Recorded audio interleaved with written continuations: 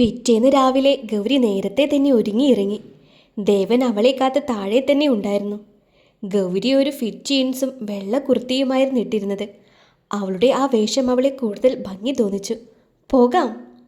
ദേവൻ അവളെ അടിമുടിയൊന്ന് നോക്കി. ഇങ്ങനെ പോയാൽ എൻ്റെ കൈക്ക് പണിയാവും.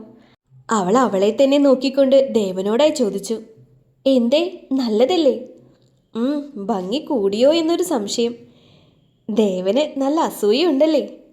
ഒന്ന് പോ പെണ്ണേ, വാ, എനിക്കിന്ന് നേരത്തെ ഓഫീസിലെത്തണം. എന്നാ നിങ്ങൾ പോയിക്കോ, ഞാൻ അടുത്ത ജംഗ്ഷനിൽ നിന്നും പോയിക്കോളാം. അവിടെയാണെങ്കിൽ ദീപികയും ഉണ്ടാകും. അയ്യോ, എൻ്റെ ഭാര്യയ്ക്ക് ബുദ്ധിമുട്ടാവില്ലേ? അവൾ പല്ലിളിച്ചുകൊണ്ട് ചിരിച്ചു. വാ. ദേവൻ അവളുടെ കയ്യും പിടിച്ചുകൊണ്ട് നടന്നു. അവൾ കാറിൽ കയറിയിരുന്നു. ദേവൻ വണ്ടി മുന്നോട്ടെടുത്തു. അല്പനേരം സംസാരിച്ചുകൊണ്ട് ദേവൻ അവളോടായി പറഞ്ഞു. അതെ, ഒരു ഭാര്യയാണെന്ന് മറക്കണ്ട കേട്ടോ. അയ്യോ ഇല്ല എൻ്റെ പൊന്നെ, അവൾ ചിരിച്ചുകൊണ്ട് നമിച്ചു പറഞ്ഞു.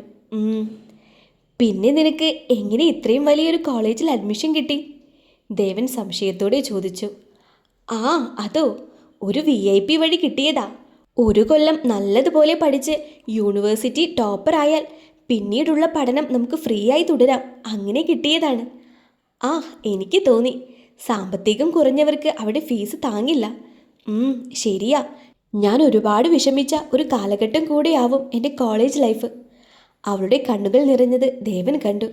എന്താ ഇത്ര വിഷമം? അവൾ അടുത്തുള്ള ടിഷ്യൂ കൊണ്ട് മുഖം വൃത്തിയാക്കി. അവിടെയുള്ളവരെല്ലാം നല്ല പണക്കാരുടെ കുട്ടികളല്ലേ. അവിടെയുള്ളവരൊന്നും എന്നെ മൈൻഡ് പോലും ചെയ്യില്ല, കൂടെ കൂട്ടില്ല. എപ്പോഴും കുറ്റപ്പെടുത്തൽ മാത്രമായിരുന്നു. ദേവൻ പതിയെ കാറൊന്ന് സ്ലോ ആക്കി അവളെ ചേർത്ത് പിടിച്ചു. അവൻ്റെ നെഞ്ചിലേക്ക് അവളെ ചേർത്തുകൊണ്ട് ദേവൻ പറഞ്ഞു. നീ വിഷമിക്കേണ്ട, ഇനി നിനക്ക് അങ്ങനെയൊരു വിഷമം ഉണ്ടാവില്ല, അത് ഉറപ്പാ. അവൾ ദേവനെ ഒന്ന് നോക്കി. ദേവൻ അവൻ്റെ കാർഡ് അവൾക്ക് നേരെ നീട്ടി. ഗൗരി, ഇനി ഇത് തനിക്കുള്ളതാണ്. അവൾ നിറകണ്ണുകളോടെ ദേവനെ ഒന്ന് നോക്കി. ഇതെൻ്റെ ഭാര്യയുടെ ചെറിയ ചിലവുകൾക്കുള്ളതാ.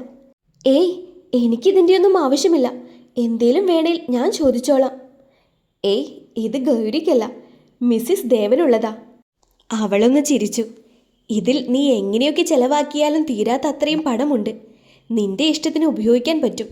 പിന്നെ പഴയതുപോലെ ഒന്നുമില്ല എന്ന് പറഞ്ഞ് മാറി നിൽക്കാൻ നിൽക്കരുത്. എല്ലാം ഉണ്ട് നിനക്ക്. എന്നാ പോകാം? ദേവൻ ചോദിച്ചു. പോകാം. അവർ കോളേജിലേക്ക് വിട്ടു. അവിടെ അവൾക്ക് മുന്നേ ദീപിക എത്തിയിരുന്നു. അവൾ കോളേജ് ഗേറ്റിന് മുന്നിൽ തന്നെ ഉണ്ടായിരുന്നു. ഗൗരിയും കാത്ത് എല്ലാ ബസ്സും നോക്കി നിൽക്കുകയാണ് അവൾ.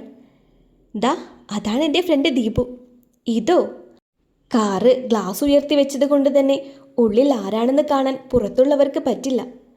ദീപിക ആ കാറ് തനിക്ക് മുന്നിൽ നിർത്തിയത് കണ്ട് ആ കാറ് തന്നെ നോക്കി നിന്നു. എൻ്റെ അമ്മോ, ഇതാരുടെ കാറാണ്?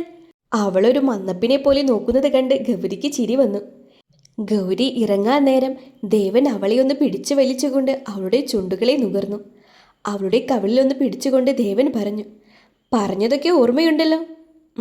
ഓർമ്മയുണ്ട്. അവൾ ദേവൻ്റെ കഴുത്തിൽ ചുംബിച്ചുകൊണ്ട് ബായ് പറഞ്ഞു. വൈകിട്ട് ഇവിടെ നിന്നാൽ മതി, ഞാൻ വരാം. ദേവൻ പറഞ്ഞു. ശരി. അവളും പുറത്തിറങ്ങി. അവളെ കണ്ടതും ദീപു വായും പൊളിച്ചു നിന്നു. ഓടി അവളെ കെട്ടിപ്പിടിച്ചുകൊണ്ട് ദീപു അവളെ വാരി ഉമ്മ വെച്ചു. അപ്പോഴാണ് ആ കാറിനകത്തിരുന്ന ദേവനെ അവൾ കണ്ടത്.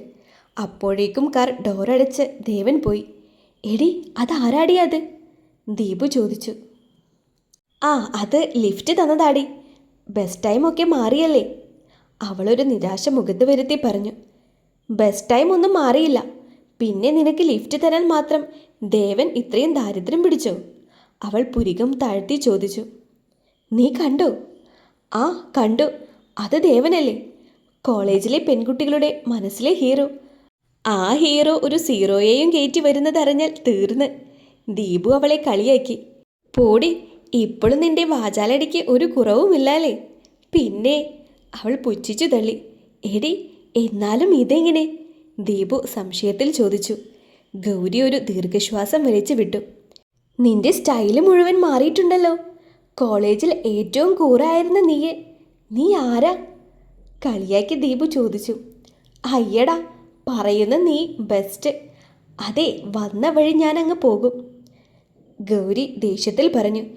പിണങ്ങല്ലേ, നീയില്ലാതെ മോളെ ഞാൻ ചടച്ചു. ഇപ്പോഴാ സമാധാനമായത്. ഇപ്പോൾ തന്നെ വരാൻ പെട്ട പാട് എനിക്കേ അറിയൂ. എന്നെ വിടില്ല എന്ന് വാശിയായിരുന്നു അങ്ങേർക്ക്. പെട്ടെന്ന് അവൾ സത്യം വിളിച്ചു പറഞ്ഞു. ആർക്ക്? ദീപു ചോദിച്ചു. ദീപു അവളുടെ തോളിൽ പിടിച്ചുകൊണ്ട് അവൾക്ക് നേരെ തിരിച്ചു. ഗൗരി, നീ എന്താ എന്നിൽ നിന്ന് മറക്കുന്നത്? നീ അറിയാത്തൊരു രഹസ്യം എനിക്കില്ല. നീയും അങ്ങനെയായിരുന്നു. ഇപ്പോൾ എന്താ? ദീപുവിൻ്റെ സംസാരത്തിൽ ദേഷ്യമുണ്ടായിരുന്നു. ഞാൻ പറയാം, പക്ഷേ നീ ആരോടും പറയരുത്. ഇല്ല, പറ. ദീപു അവളുടെ തോളിൽ കൈയിട്ട് നടന്നു. എടി, എൻ്റെ കല്യാണം കഴിഞ്ഞു. ഒരു ഞെട്ടലോടെ ദീപു അവളെ നോക്കി. എന്തോന്ന്? നെറ്റിയിലേക്ക് വീണ് കിടന്ന മുടി പിന്നിലേക്ക് മാറ്റിക്കൊണ്ട് ദീപു അവളെ നോക്കി. എന്നിട്ട് സിന്ദൂരമില്ലല്ലോ? ആ, ബെസ്റ്റ്. നുണ പറയലേ ഗൗരി, സത്യം. ആ, അതൊക്കെ. പക്ഷേ നീ അങ്ങേരുടെ കൂടെ വന്നത് എന്തിന്? നിനക്ക് നിന്റെ ചെക്കൻ്റെ കൂടെ വന്നാൽ പോരെ? എടി, അതാണ് എൻ്റെ ഭർത്താവ്. ഒരു ഞെട്ടലോടെ ദീപു അവളെ അടിമുടി നോക്കി. വിശ്വസിച്ചു. ഫ്രഷ്. ദീപുവിൻ്റെ കളിയാക്കൽ കണ്ട് അവൾക്ക് ദേഷ്യം വന്നു. ദീപുവിൻ്റെ തോളിൽ ആഞ്ഞൊരു അടി കൊടുത്തുകൊണ്ട് അവൾ പറഞ്ഞു. അതേടി കഴുതേ, അങ്ങേരാ എന്നെ കിട്ടിയത്. ആ. ഗൗരി എല്ലാം അവൾക്ക് വിശദമായി പറഞ്ഞു കൊടുത്തു. എടി, ഇതൊക്കെ ഒരു സീരിയൽ ജീവിതം പോലെയാണല്ലോ. കോൺട്രാക്റ്റ് വൈഫ്, അതും ഇന്ത്യയിലെ ടോപ്പ് കോടീശ്വരന്മാരിൽ ഒരാളെ.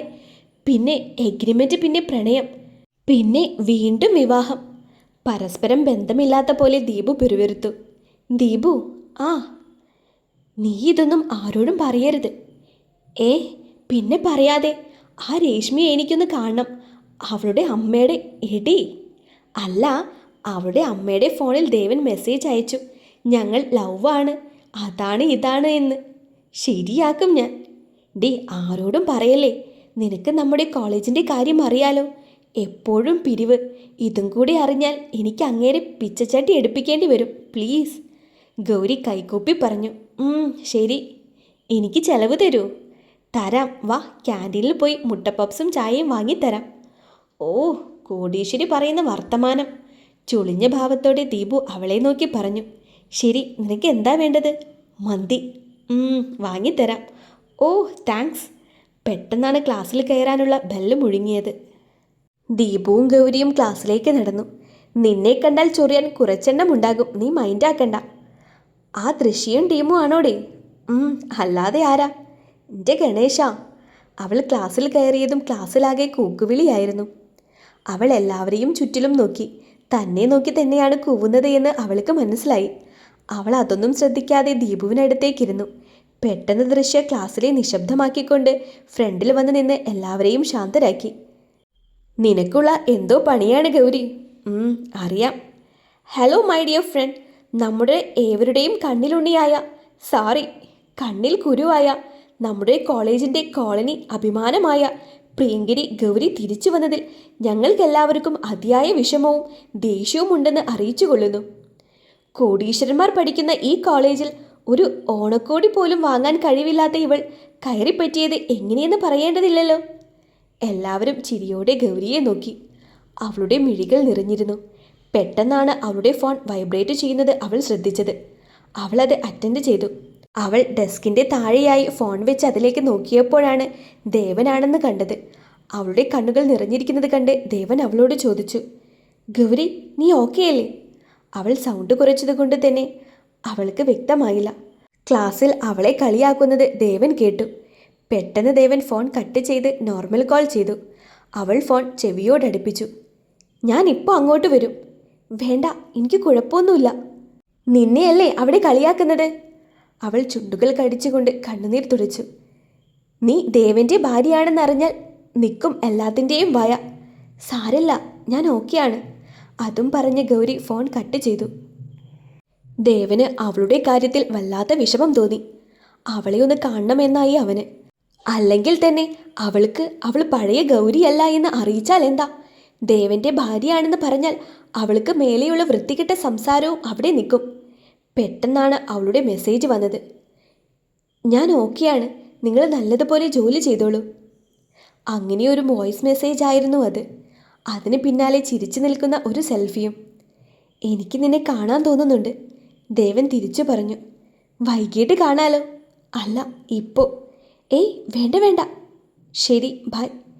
അവൾ മെസ്സേജ് അയച്ച് ദേവൻ്റെ റിപ്ലൈക്ക് കാത്തു നിൽക്കാതെ പോയി കഴിഞ്ഞു. പെട്ടെന്നാണ് ദേവൻ്റെ കമ്പനിയിലേക്ക് ഫിറോസ് കടന്നു വരുന്നത്. എന്താടോ, തന്ന ജോലിയൊക്കെ തീർത്തോ? സാർ, അതിനെപ്പറ്റി പറയാനാണ് ഞാൻ വന്നത്. എന്താ? സാർ, നമ്മൾ മുൻപ് ദൃശ്യയെ തിരഞ്ഞെടുത്തത് HSBC കോളേജിൽ നിന്നുമാണ്. ആ, അതിന് നമുക്ക് ആ വഴിയൊന്ന് നോക്കിയാലോ? ദേവൻ കയ്യിലെ ഫോൺ ടേബിളിൽ വെച്ച് കാലിന് മുകളിൽ കാൽ കയറ്റി വെച്ച് കാൽ തൊടയിൽ കുത്തിയൊന്ന് പുഞ്ചിരിച്ചു. ഓക്കെ, ഇപ്പോൾ തന്നെ പോയേക്കാം. അവിടെ തന്നെയാണ് ഗൗരിയും പഠിക്കുന്നത്. അതാകുമ്പോൾ അവളെ കാണുകയും ചെയ്യാം. ഇപ്പോൾ തന്നെ കോളേജിലേക്ക് മെയിൽ അയക്ക്, ദേവൻ പറഞ്ഞു. സാർ, അങ്ങനെ ആരെയെങ്കിലും സെലക്ട് ചെയ്താൽ എനിക്ക് കിട്ടുമല്ലോ അല്ലേ? എന്ത്? സാറ് പറഞ്ഞ സമ്മാനം. ആദ്യം കിട്ടുമോന്ന് നോക്കട്ടെ. പിന്നെ ദേവൻ വെറും വാക്ക് പറയാറില്ല. ദേവൻ തറപ്പിച്ച് പറഞ്ഞു. അത് മതി സാർ. അധികം വൈകാതെ തന്നെ കോളേജിലേക്ക് മെയിൽ അയച്ചു. എല്ലാ ക്ലാസ്സുകളിലും അത് പറയുകയും ചെയ്തു. താല്പര്യമുള്ള കുട്ടികൾ ഹാളിലേക്ക് ചെല്ലാനായി പറഞ്ഞു. മിസ്റ്റർ ദേവനാണ് വരുന്നത് എന്നറിഞ്ഞതും ഒരു പിടക്കോഴി പട തന്നെ ഒഴുകി ഹാളിലെത്തി. എന്നാൽ ഇതേ സമയം ഗൗരിയും ദീപുവും ബാത്റൂമിൽ പോയതിനാൽ അവൾക്ക് കാര്യങ്ങൾ അറിഞ്ഞതുമില്ല. ക്ലാസ്സിൽ വന്നപ്പോഴാണ് ക്ലാസ്സിൽ ചുരുക്കം ചിലർ മാത്രമാണുള്ളത് എന്ന് കണ്ടത്. ബാക്കിയുള്ളവരെ തിരക്കാനും അവർ നിന്നില്ല. അധികം വൈകാതെ ദേവനും ഫിറോസും അശ്വിനും ആനന്ദും തുടങ്ങുന്ന ഒരു വാൻ ടീം കോളേജിലെത്തി. ഹാളിൽ കൂട്ടം കൂടിയത് കണ്ട് ദേവൻ പ്രിൻസിയോട് പറഞ്ഞു. ഇങ്ങനെ വേണ്ട, എല്ലാവരും ക്ലാസ്സിലേക്ക് അയക്കൂ. ഞങ്ങൾ അവിടെ പോയി കണ്ടോളാം. ഇത് പ്രയാസമാണ്. ഓക്കെ. പെട്ടെന്ന് തന്നെ പ്രിൻസിപ്പൽ മൈക്കിലൂടെ അനൗൺസ് ചെയ്തു. എല്ലാവരും ക്ലാസ്സിലേക്ക് മടങ്ങി. എല്ലാം ആർത്തുലച്ച് വരുന്നത് കണ്ട് ഗൗരിയും ദീപുവും അന്തം വിട്ടു. അപ്പുറത്തും ഇപ്പുറത്തും നിന്നും ദീപു ചെറിയ വാക്കുകൾ കേട്ടു. സെലിബ്രിറ്റി വന്നു. അത്രമാത്രം. ആരോ വന്നിട്ടുണ്ട്. ക്ലാസ്സുകളിൽ വരുമെന്നാ പറഞ്ഞത്. എൻ്റെ ഈശ്വര, നല്ല വായിൽ നോക്കാൻ പറ്റുന്ന ഐറ്റം തന്നെ ആവണേ. ദീപു പ്രാർത്ഥിക്കുന്നത് കേട്ട് ഗൗരി അവളെ നുള്ളി. എടി, മിണ്ടാതിരിക്കേ.